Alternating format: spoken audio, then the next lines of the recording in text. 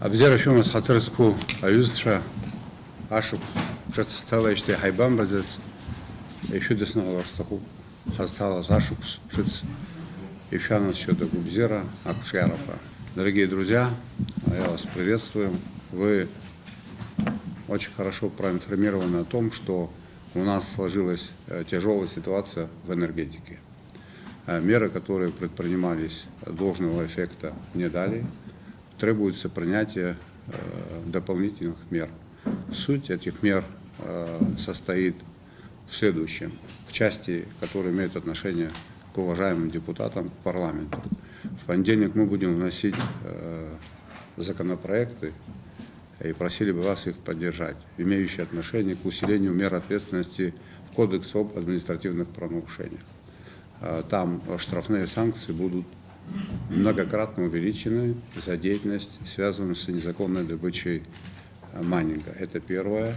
Там будут предусмотрены меры по конфискации оборудования и дополнительная мера, если это потребуется, если это будет рецидив, это мера уголовной ответственности. Документы поступят к вам в парламент.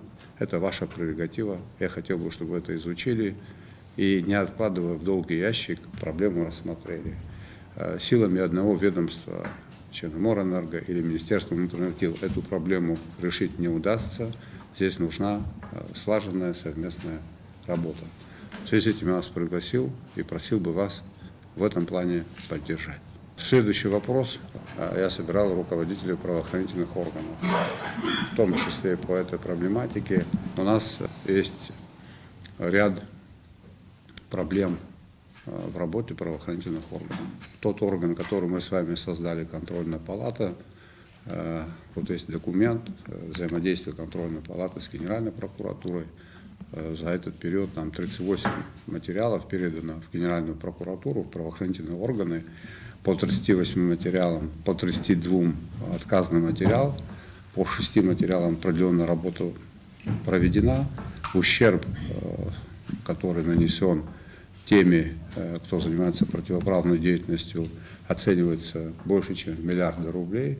Ни одного рубля государству не возвращено. В настоящее время ни один человек в местах лишения свободы не находится.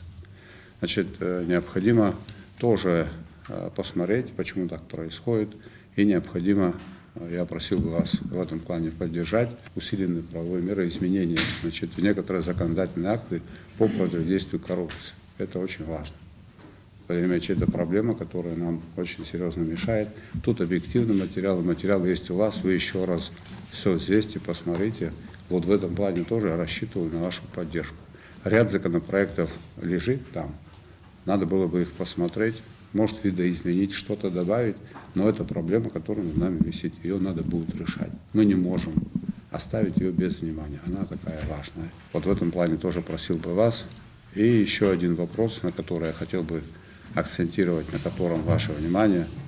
В 2019 году в парламент был направлен законопроект о противодействии организованной преступности. Он тоже, к сожалению, до сих пор не рассмотрен.